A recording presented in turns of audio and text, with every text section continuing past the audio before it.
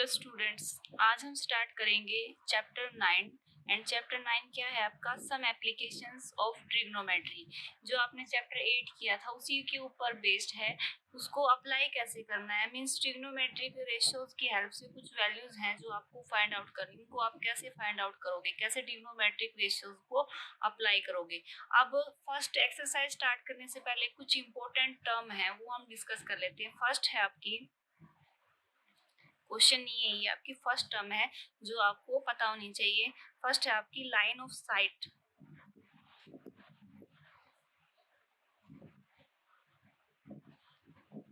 Line of site वैसे तो आपको पता है, साइंस में भी ये टर्म यूज होती है। आपकी लाइन ऑफ साइट क्या होती है?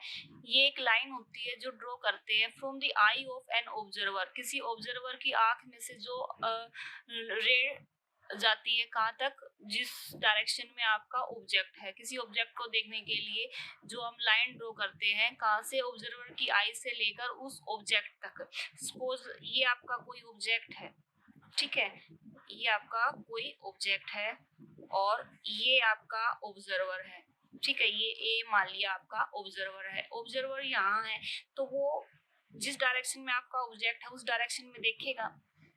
उसको देखने के लिए जो हम उसकी ने जो देखा, जो उसको देखा जिस डायरेक्शन में, वो लाइन हमने ड्रॉ की ऑब्जर्वर की आई से लेकर और ऑब्जेक्ट की डायरेक्शन में, उसको बोलते हैं लाइन ऑफ साइट। ये क्या है? आपकी लाइन ऑफ साइट, ठीक है। ये है आपकी line of sight. A ray draw from the eye of the observer to the direction of the object, object की डायरेक्शन में। उसके बाद सेकंड पॉइंट आपका आता है angle of elevation.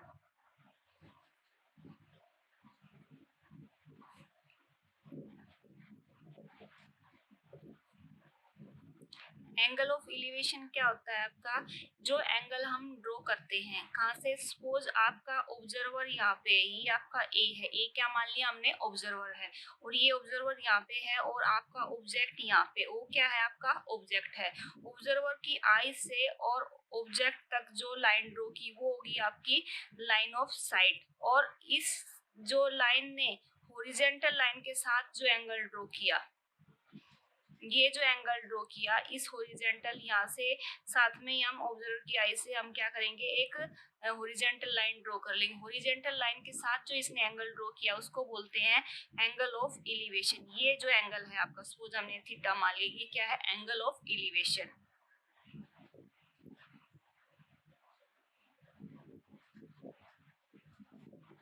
Third point है आपका एंगल ऑफ डिप्रेशन।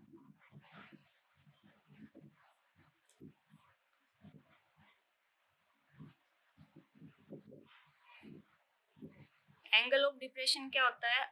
इस कंडीशन में तो क्या था? एंगल ऑफ एलिवेशन में आपका जो ऑब्जर्वर था वो तो ग्राउंड पे था और आपका ऑब्जेक्ट कहीं ऊपर था, ठीक है। उसको देखने के लिए जो एंगल ड्रॉ किया हॉरिजॉन्टल लाइन के साथ में, लाइन ऑफ साइट के साथ में, और हॉरिजॉन्टल जो हम लाइन देखेंगे उसके साथ में जो एंगल ड्रॉ किया उसको बोलते हैं एंगल ऑफ एलिवेशन। बट यहाँ पे अब आपका अपोजिट है। आपका सपोज आपका ये ऑब्जर्वर यहाँ पे है, कहीं किसी बिल्डिंग की रूफ पे है। ये आपकी बिल्डिंग है, बिल्डिंग की रूफ पे आपका ऑब्जर्वर है और ये आपका क्या है? ऑब्जेक्ट है, ठीक है।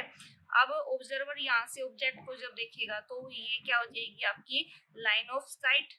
और इस लाइन ऑफ साइट ने जो, ये हम यहाँ से एक हॉरिजॉन्टल लाइन ड्रॉ करेंगे, इसके साथ में जो इसने एंगल ड्रॉ किया, ये जो एंगल है इसको बोलते हैं एंगल ऑफ डिप्रेशन।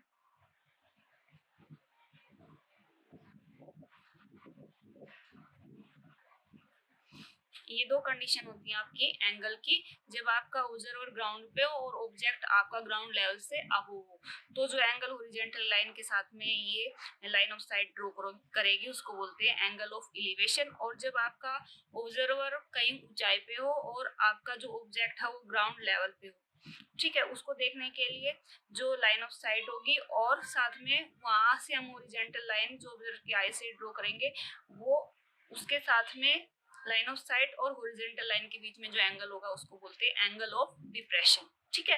अब इसी के ऊपर हैं आपके क्वेश्चंस जो 9.1 एक्सरसाइज में देखते हैं क्वेश्चन। तो आपकी एक्सरसाइज 9.1 का जो आपका फर्स्ट क्वेश्चन है, उसकी स्टेटमेंट देखते हैं। फर्स्ट क्वेश्चन क्या है, a circus artist is climbing a 20 metre long rope. एक सर्कस आर्टिस्ट एक 20 मीटर लंबी रोप के ऊपर चल रहा है, विच इज टाइटली स्ट्रेच, जो टाइटली बंधी हुई है किसके साथ, from the top of a vertical pole, एक वर्टिकल पोल है जिसके साथ में उसके टॉप पार्ट से वो रोप बंधी हुई है टू द ग्राउंड, और ग्राउंड तक आई हुई है। Find the height of the pole, हमें उस पोल की हाइट फाइंड आउट करनी है जिसके टॉप पार्ट पे वो रोप बंधी हुई है। If the angle made by the rope with the ground level is 30 degree, अगर ग्राउंड लेवल के साथ में जो रोप ने एंगल बनाया वो आपका 30 डिग्री है। सपोज ये मान लिया आपका एक क्या है, ये पोल है, ठीक है, ये क्या है आपका पोल। आपको इस पोल की हाइट फाइंड आउट करनी है, और ये इसने यहाँ से ये आपकी रोप है, और रोप ग्राउंड लेवल पे पोल के टॉप पार्ट से और ग्राउंड लेवल में कहीं ये इस टाइप से ये बंधी हुई, क्या है ये आपकी रोप। और क्या बोल दिया इसने, जो रोप है उसकी लेंथ है 20 मीटर, और इसने जो एंगल ग्राउंड लेवल के साथ में इस रोप ने बनाया है वो है आपका 30 डिग्री। ये एंगल आपका 30 डिग्री है। इसको हम एक नेम दे देते हैं, जो अब हमने ट्रायंगल बनाई ए बी सी। आपको फाइंड आउट क्या करना है, इस पोल की हाइट मीन्स यहाँ से आपको ए बी फाइंड आउट करनी है। अब सेम वही राइट कर लेते हैं, पंडित बद्री प्रसाद हर हर बोले। अब देखो आपको दो चीज गिवन है, आपको इन दो की हेल्प से फाइंड आउट करनी है। एक तो एंगल है 30 डिग्री, ठीक है, मीन्स जो भी ट्रिग्नोमेट्रिक रेशियो आप फाइंड आउट करोगे उसमें एंगल कितने डिग्री का होगा, 30 डिग्री का। दूसरा एक वैल्यू दी हुई है आपको, ये क्या है आपकी हाइपोटेन्यूज, हाइपोटेन्यूज ये आपकी बेस है और ये आपकी परपेंडिकुलर है।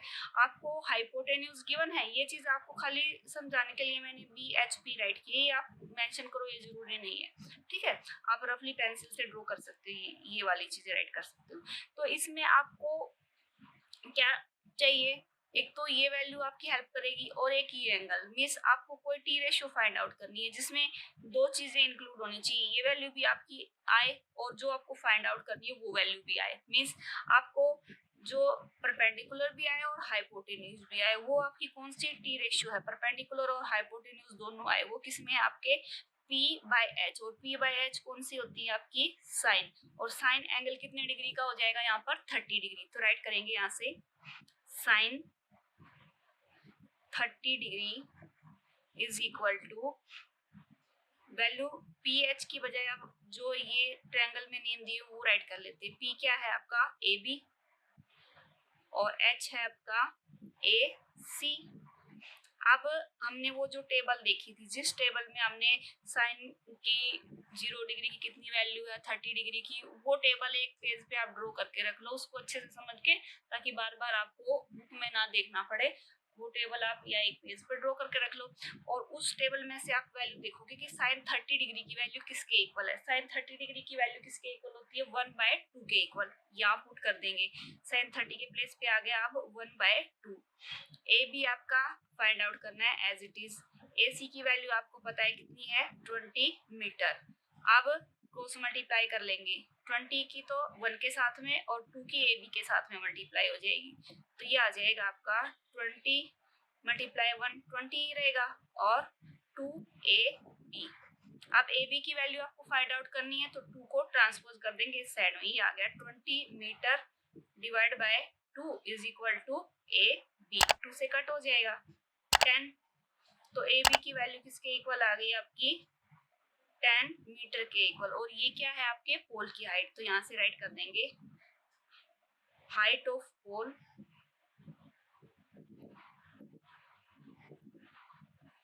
Is equal to 10 meter. इस टाइप से आपको फाइंड आउट करनी है। आपको क्या ध्यान रखना है कि जो एंगल दिया हुआ तो आपका होगा, लेकिन जो वैल्यू आपको एक तो गिवन मिलेगी और दूसरी फाइंड आउट करनी है, वो दोनों वैल्यू किस एंगल में आपकी यूज होती है वही एंगल आप राइट करोगे। साइन में यूज होती है साइन राइट करोगे, कोस में यूज होती है तो कोस राइट करोगे, और टेन में यूज होती है वो दोनों वैल्यू तो 10 के अंदर यूज करोगे। Now see angle, question number 2. Question number 2 क्या है आपका, a tree breaks due to storm and broken part bends so that top of the tree touches the ground making an angle of 30 degree with it. The distance between the foot of the tree to the point where the top touches the ground is 8 meter. Find the height of the tree. क्या दिया है, एक tree है जो storm की वजह से टूट गया है. सपोज आपका ये हमने मान लिया कि ये आपका ट्री था, ट्री की हाइट यहाँ तक थी आपकी, और ये ट्री यहाँ से आपका टूट गया. वो टूटने के बाद पता है आपको ट्री का क्या होता है, ये ऐसे बैंड हो जाएगा ग्राउंड की तरफ और ऐसे गिर गया. टूटने के बाद ये टूटा हुआ पार्ट, पहले हाइट ही ऐसे खड़ा हुआ था, उसके बाद टूटने के बाद यहाँ से बैंड होके और नीचे ग्राउंड की साइड में चला गया. ठीक है, और उसने क्या कहा है कि ग्राउंड के साथ में ये एंगल ड्रॉ करता है 30 डिग्री टूटने के बाद जब ये जाता है. और दूसरा इसने क्या कहा है कि जो आपका ये फुट है, ट्री का फुट भी इस बॉटम पार्ट से और ग्राउंड लेवल पे जहाँ पे उसका टॉप पार्ट, ये पहले इसका टॉप पार्ट था, टॉप पार्ट जहाँ तक टच करता है वहाँ का डिस्टेंस आपका दिया हुआ है 8 मीटर. आप इसको नेम दे लेते हैं A B C. ये अब आपकी एक ट्रायंगल होगी. अब उसी टाइप से राइट कर लेते हैं, पंडित बद्री प्रसाद हर हर बोले. अब उसने क्या पूछा है कि हमें ट्री की हाइट फाइंड आउट करनी है. ट्री की हाइट क्या थी, टोटल लेंथ फाइंड आउट करनी है, यहाँ तक की वैल्यू. कुछ हाइट आपकी ये है और कुछ टूटने के बाद ये यहाँ पे गिर गई. मीन्स दोनों वैल्यू को अगर ऐड कर दिया हम ए बी और ए सी को अगर ऐड कर दे तो टोटल हाइट आ जाएगी आपकी ट्री की. तो अब आपको ये दोनों चीजें फाइंड आउट करनी, ए बी भी फाइंड आउट करनी है और आपको ए सी भी फाइंड आउट करनी है. और किसकी हेल्प से, बेस की हेल्प से आपको, और ये 30 डिग्री एंगल की हेल्प से फाइंड आउट करनी है. तो फर्स्ट जब आपको, ये आपका बेस है, ये आपका हाइपोटेन्यूज है और ये आपका परपेंडिकुलर है. अब आपके ऊपर डिपेंड करता है, फर्स्ट आप परपेंडिकुलर फाइंड आउट करो या हाइपोटेन्यूज. बेस दोनों के अंदर आपको यूज करना पड़ेगा. ठीक है, तो फर्स्ट आप देख लेते हैं जहाँ पे आपका परपेंडिकुलर और बेस दोनों यूज हुए हैं. परपेंडिकुलर और बेस यूज हुए हैं आपके टेंजेंट थीटा में, परपेंडिकुलर बाय बेस. और थीटा कितने डिग्री का है यहाँ पर, 30 डिग्री का. तो क्या राइट करेंगे, tangent 30 degree is equal to tangent. अब यहाँ से किसके इक्वल हो जाएगा, परपेंडिकुलर. परपेंडिकुलर है आपकी ए बी और बेस है आपका बी सी के इक्वल. टेंजेंट 30 डिग्री की वैल्यू टेबल में से हम ये नोट कर लेंगे. तो टेंजेंट 30 डिग्री होता है आपका 1/√3 के इक्वल. 1/√3 पुट कर देंगे इसके प्लेस पे, is equal to A B आपकी फाइंड आउट करनी है और AC की वैल्यू दी हुई है आपकी 8 मीटर. अब उसी टाइप से क्रॉस मल्टीप्लाई कर लेंगे. क्रॉस मल्टीप्लाई करेंगे तो 1 के साथ में AB 8 मल्टीप्लाई हो जाएगा, मीन्स 8 मीटर, और √3 AB के साथ में √3 AB. अब √3 इस साइड में लेके आएंगे तो ये डिवाइड में आ जाएगा, 8 meter divide by √3 is equal to AB. AB की वैल्यू किसके इक्वल आ गई, 8/√3. और इसको आगे और क्या राइट कर सकते हैं, 8 मीटर, √3 से ही मल्टीप्लाई और √3 से इसको डिवाइड कर देंगे. एक √3 ऑलरेडी इसमें था, तो ये आ गया 8√3 मीटर. और √3 और √3 क्या आ जाएगा, √3 का स्क्वायर और किसके इक्वल हो जाएगा, 3 के इक्वल. तो ए बी की वैल्यू किसके इक्वल आ गई अब आपकी, 8√3/3 के इक्वल. अब आपको फाइंड आउट करनी है किसकी वैल्यू, ए सी की वैल्यू. तो ए सी आपका क्या आ जाएगा, ए सी है आपका ए सी. अब आप देखो कि किससे फाइंड आउट कर सकते हो आप, बेस और हाइपोटेन्यूज दोनों में हो. बेस और हाइपोटेन्यूज किस में होते हैं आपके, कोस में. ये आप कोसिकेंट से भी फाइंड आउट कर सकते हो और कोस से भी, दोनों में से किसी वैल्यू से आप फाइंड आउट करो, आंसर आपका सेम ही आएगा. ठीक है, तो यहाँ से हम अप्लाई करें, अगर कोस 30 डिग्री, कोस 30 डिग्री किसके इक्वल होता है, बेस बाय हाइपोटेन्यूज. बेस है आपका BC और हाइपोटेन्यूज है आपका AC. कोस 30 डिग्री की वैल्यू देख लेते हैं. कोस 30 डिग्री की वैल्यू आएगी √3/2 के इक्वल.